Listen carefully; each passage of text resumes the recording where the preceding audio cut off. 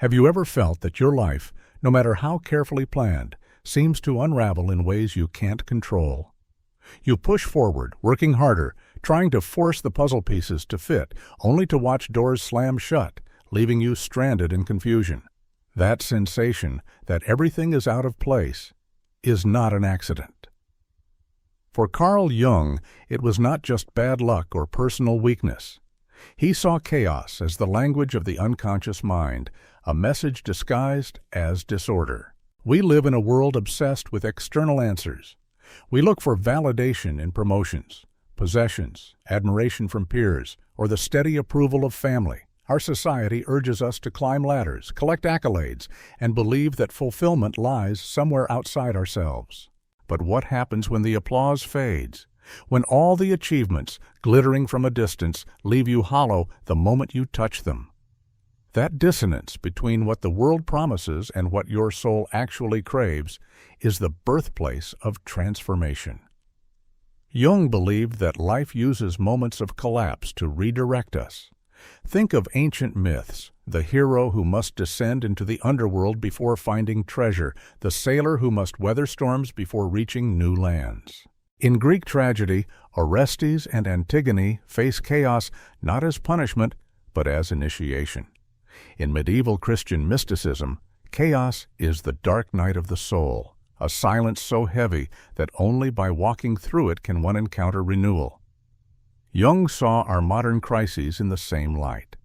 The breakups, the sudden losses, the projects that collapse despite our best efforts, these are not random misfortunes. They are initiations. They are the unconscious trying to break through the rigid structures we cling to. When your life feels like an unfinished puzzle, you scramble to force the pieces together, jamming shapes into places they don't belong. You cling to what is familiar even when it cuts you.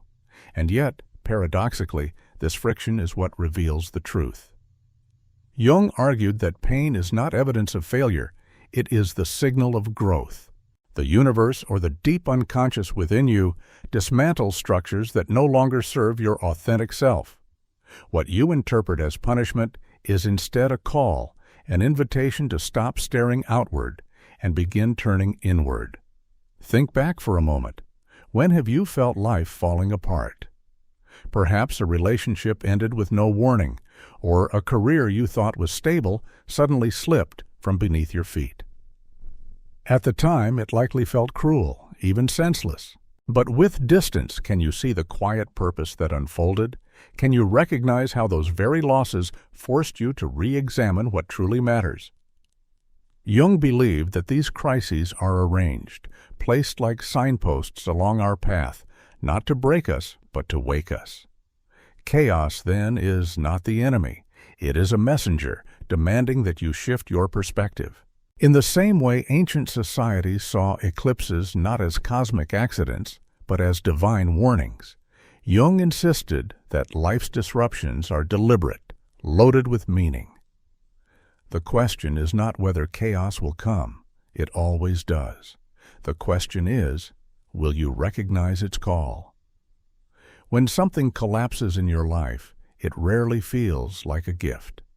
A friendship dissolves. A long-anticipated project ends in silence. A carefully constructed future vanishes overnight. In those moments, despair comes easily.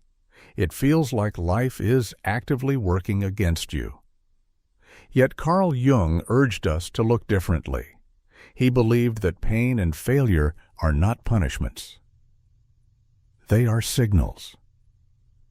They announce that your old way of living has reached its limit and something new is calling to be born.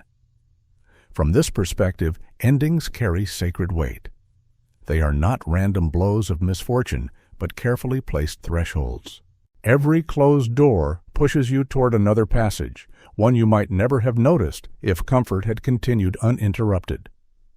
Jung would remind us, it is not in moments of ease that we discover who we are. It is in moments of rupture, when the ground shifts beneath us, that the soul speaks loudest.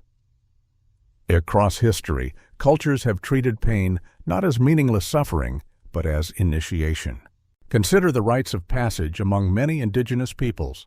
Young men and women would endure ordeals of hunger, solitude, or physical trial, not to punish them, but to awaken their spirit. The Spartan agoge demanded hardship to shape citizens of resilience. In Jewish tradition, exile and return form a rhythm of growth, where suffering becomes the forge of identity. Even in Buddhist teaching, suffering is the first noble truth, the unavoidable teacher that points the way to liberation. These examples echo Jung's insight. Pain is not an obstacle to your path. It is the path itself. Each heartbreak, each disappointment is a teacher in disguise. When you resist it, when you tell yourself that life has betrayed you, the lesson burrows deeper, waiting for you to listen. But when you allow yourself to see pain as meaningful, the story changes. Suddenly, endings are not walls. They are gateways.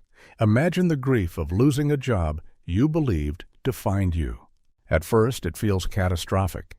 Yet for many, this very loss has opened space for something truer. A new vocation, an unexpected chance, a freedom they did not know they longed for, or think of the heartbreak of losing a relationship. The silence afterward feels unbearable until time reveals how much of yourself you had hidden, how the ending forced you to rediscover your own strength. These moments do not erase pain, but they reframe it. The wound is still there, but now it speaks. Jung insisted that what looks like chaos is often the psyche dismantling what no longer aligns with your essence. What feels like destruction is an inner architect tearing down weak foundations so something stronger can be built. Seen this way, every struggle, every collapse, is not a failure. It is an invitation to step across the threshold into a more authentic life. Among Jung's most provocative ideas is the notion of the shadow. He described it as the part of us that we try to bury, the fears, impulses, and traits that don't fit with the polished image we present to the world. We hide them behind a mask of politeness, success, or moral certainty. But shadows do not vanish just because we deny them. They linger, seeping through the cracks of daily life. You can feel the shadow's presence in those strangely exaggerated reactions, when someone irritates you far more than they should, or when jealousy burns even though you don't want to admit it. Jung argued that these moments are not about the other person at all. They are reflections. What you cannot accept in yourself is revealed through the mirror of another. To him, the shadow is not evil. It is simply what is unloved, unacknowledged, and unintegrated within you. Think of mythology, the Greek goddess Nemesis, punishing arrogance that blinds one to their own flaws. Or the Christian doctrine of the fallen nature, reminding humans of their concealed darkness. In Eastern philosophy, yin and yang are inseparable. Light cannot exist without its counterpart. The shadow is this same principle within psychology. It is not a mistake, but a necessary balance. Ignoring the shadow, however, is costly.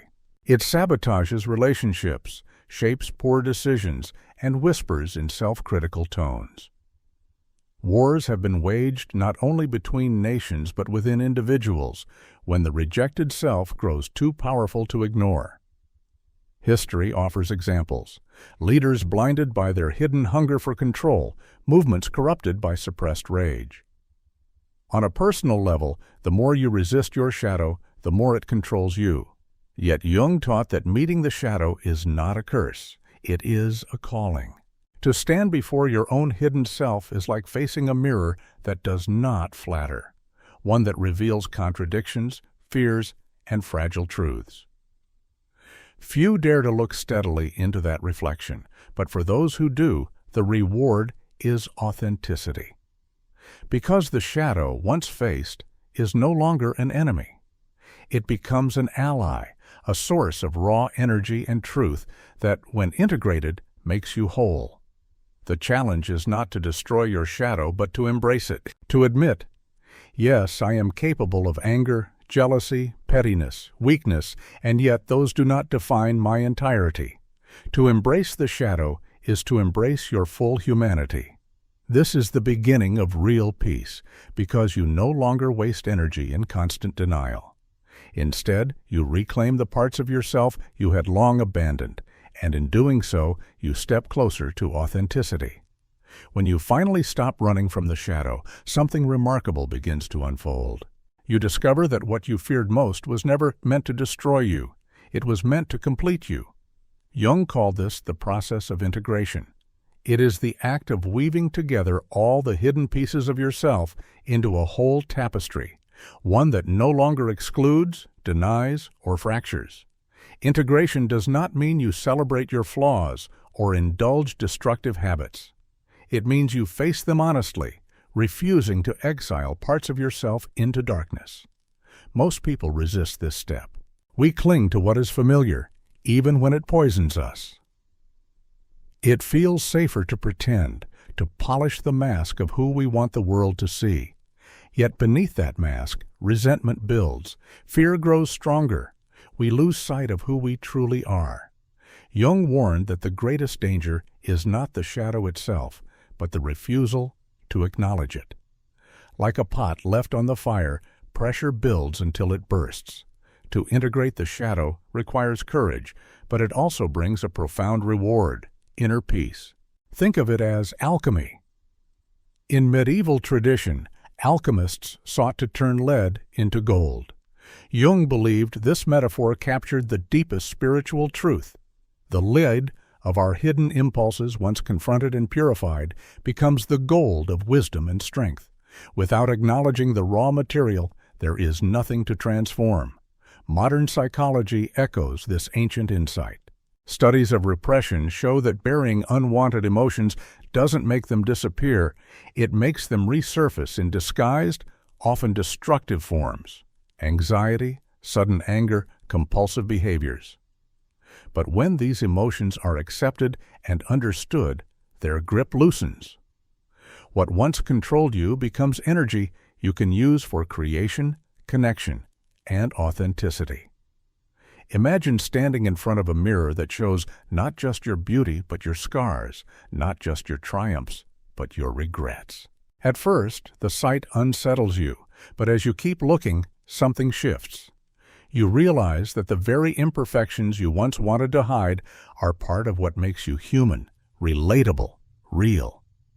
Integration is this moment of recognition, when you finally accept all of yourself without reservation.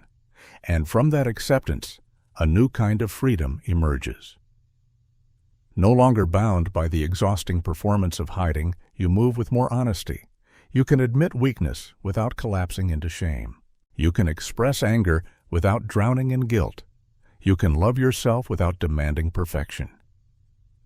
This, Jung believed, is the heart of authenticity, the only soil in which true peace can grow. There comes a moment in every life when, after the storm, there is silence. The relationship ends, the career collapses, the identity you carried dissolves, and what remains feels like nothingness. To most, this void is terrifying. It feels like the end of meaning itself, a vacuum where the old has been stripped away, but the new has not yet appeared. Yet Jung urged us to see this space differently. He called it sacred. The void is not a punishment, it is a canvas. It is the fertile soil left bare after harvest, waiting for something new to take root. Across spiritual traditions, emptiness is never truly empty. In Christian mysticism, it is the dark night of the soul, a desolate silence where the divine works in secret. In Buddhism, the void is not absence, but fullness, the ground of all possibility. In desert religions, prophets wander barren landscapes not to lose themselves, but to encounter revelation. Jung believed that life, too, clears away what no longer serves us so that we can confront this space of potential. But most of us resist. We fear stillness because it forces us to face ourselves without distraction. We rush to fill the silence with new relationships, new ambitions, new noise, anything to avoid listening to what the void is whispering. And yet, if you can sit in that emptiness without fleeing, something begins to stir. Slowly, you realize the void is not absence at all. It is possibility. It is the blank page on which your next chapter is waiting to be written. The silence that first felt unbearable reveals itself as a kind of teacher. It tells you that you are not defined by the roles you have lost, nor the identities that have crumbled. You are more. History offers countless echoes of this truth. When the Israelites wandered the wilderness, they were stripped of their old life, but had not yet reached the Promised Land. When Dante wrote of the dark wood in the Divine Comedy, it was confusion and despair that marked the beginning of the soul's great journey. Even in the Japanese aesthetic of MA, the space between sounds or strokes of ink is what gives the whole its beauty. The sacred void is frightening because it demands trust. Trust that something new will come. Trust that what feels like loss is actually clearing. Trust that silence is not the end of the story, but the beginning of one truer than before. Jung's wisdom reminds us, if you can endure the emptiness, if you can resist the temptation to run from it, the void will transform into a threshold. And on the other side of that threshold lies renewal. If the void is the silence after collapse, then synchronicity is the whisper that breaks it. Jung introduced this word to describe those uncanny moments when events align so perfectly that they cannot be dismissed as coincidence. A chance meeting with a stranger who speaks the very words you needed to hear. A book that falls from a shelf, opening to the exact passage that answers your question. An opportunity that arrives at the precise instant you were ready to give up. To Jung, these were not random accidents. They were signs that the unconscious and the outer world were speaking the same language. He saw synchronicity as the cosmos leaning in close, nudging you, telling you that you are in the right place, on the right path, even if logic cannot explain it. History is filled with stories of such mysterious alignment. Ancient Romans watched for omens in the flight of birds or the patterns of lightning. In medieval chronicles, kings and generals often made decisions based on visions or strange coincidences that later proved decisive. Even in modern times, explorers, inventors, and artists describe moments when everything lined up, a meeting, a discovery, an idea that arrived as if carried by fate. What makes synchronicity powerful is not just the event itself, but how it feels. Deep down, you know it is meaningful. You sense that something larger is at work, weaving threads you could never have woven yourself. It is as if the boundary between your inner life and the outer world dissolves, revealing that they are not separate at all, but mirrors of one another. But Jung warned, synchronicity requires openness. If you dismiss everything as coincidence, the whispers pass unheard. If you cling too tightly to logic, you miss the subtle dance of symbols and signs. To live with synchronicity is to walk like a traveler in fog. You cannot see the entire road, but you notice the markers, the faint lights that guide each step. Imagine your life as a great tapestry. Most of the time, you stand so close that all you can see are tangled threads. Synchronicity is when you step back, if only for a moment, and glimpse the larger pattern. Suddenly, the chaos that once seemed meaningless reveals a hidden design. For those willing to listen, synchronicity becomes more than comfort. It becomes evidence. Evidence that your struggles, your detours, even your failures are not wasted. They are part of a story that is unfolding with purpose. The universe does not shout this truth. It whispers, and only those willing to pay attention will hear it. If synchronicity is the whisper of the universe, then letting go is your answer back. Yet it is perhaps the hardest act we are ever asked to perform. To release a relationship, a job, a dream you once clung to with both hands feels like tearing away part of your own skin. We are creatures of habit, wired to cling to the familiar, even when the familiar is slowly suffocating us. Jung believed that holding on too tightly to what no longer serves us is one of the greatest obstacles to growth. When you refuse to release what has outlived its purpose, you send a message to yourself and to life itself that you are not ready for transformation. But the moment you let go, something profound happens. You create space for the new to arrive, for what is truly aligned with your essence to take root. Across cultures, rituals of release mark turning points in human life. In ancient harvest festivals, farmers celebrated both what was gathered and what was cut away, trusting that letting go of one cycle was the precondition for the next. In Buddhist teachings, detachment is not indifference but freedom, the ability to love and live without chaining yourself to impermanence. In modern grief rituals, funerals are not only about mourning loss, but about acknowledging transition, allowing the living to move forward. Letting go does not mean erasing love, denying effort, or pretending the past never mattered. It means honoring what was, and then laying it down so your hands are free to carry what comes next. Think of the sailor who cannot set a new course while his anchor remains buried in the sand. To sail is to lift the anchor. To live fully is to release. And here lies the paradox. What feels like the greatest risk often proves the greatest liberation. Time and again, people discover that the job they feared losing was draining them. The relationship they dreaded leaving was stifling their spirit. The dream they mourned was never truly theirs to begin with. Only after releasing do they realize how much lighter, freer, and truer their lives can become. Jung described this act of surrender as a signal to the unconscious, a declaration that you are ready to step beyond fear, ready to walk into the unknown, ready to meet life not as a prisoner of the past, but as an active participant in transformation.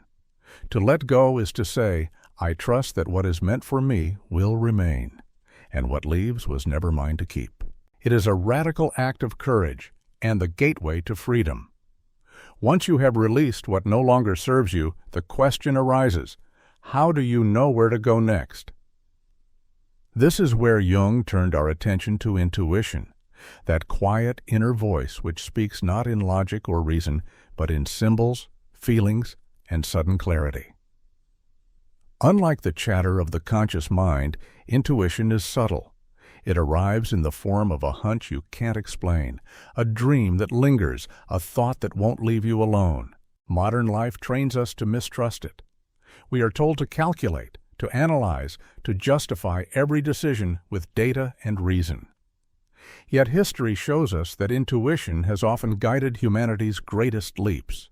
Explorers who set sail toward uncharted horizons, artists who abandoned convention to create masterpieces, scientists who followed irrational inklings that led to discovery. Each trusted something beyond logic.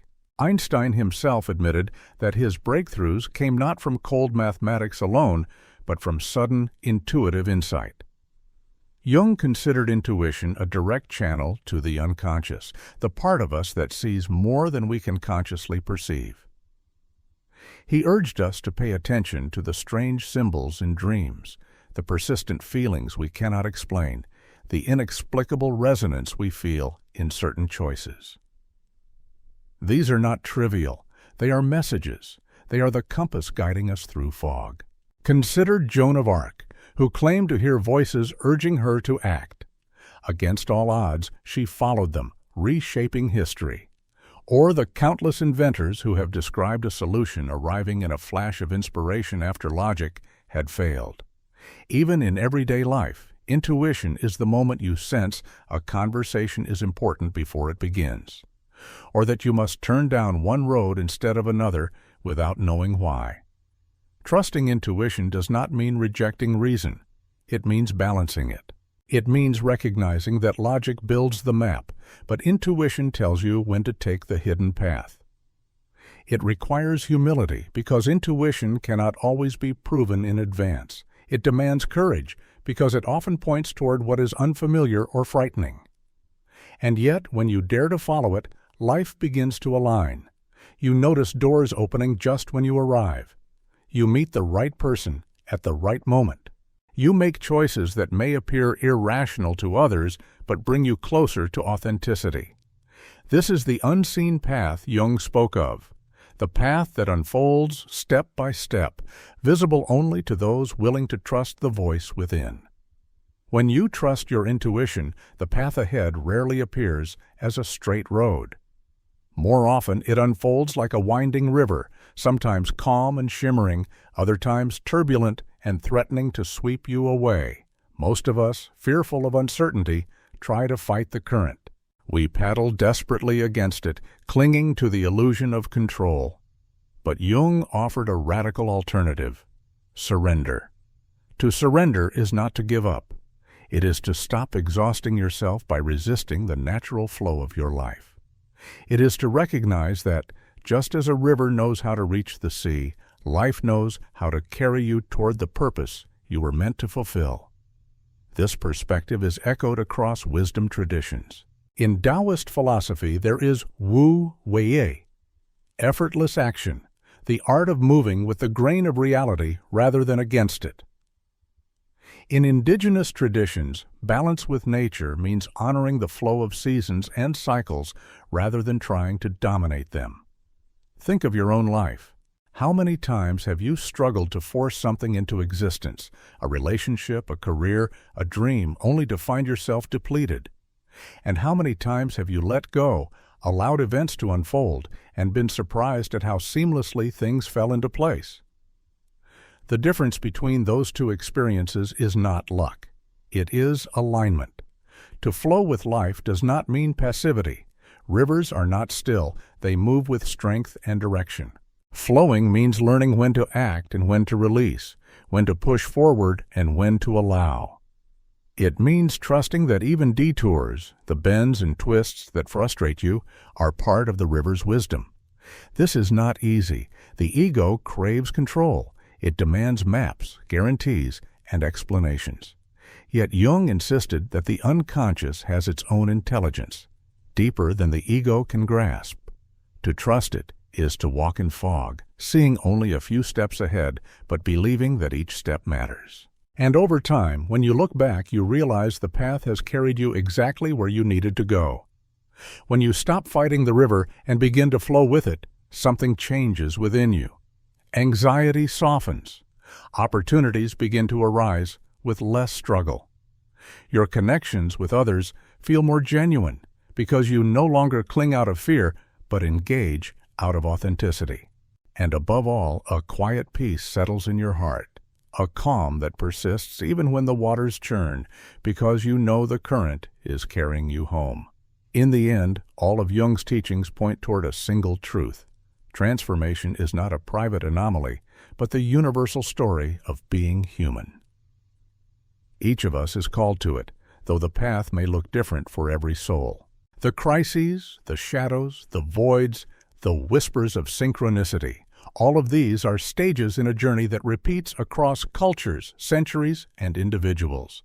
Resilience becomes the companion of this path. To be resilient is not to pretend pain doesn't exist. It is to allow pain to shape you without destroying you. It is the strength to adapt, to keep walking even when the way forward is obscured.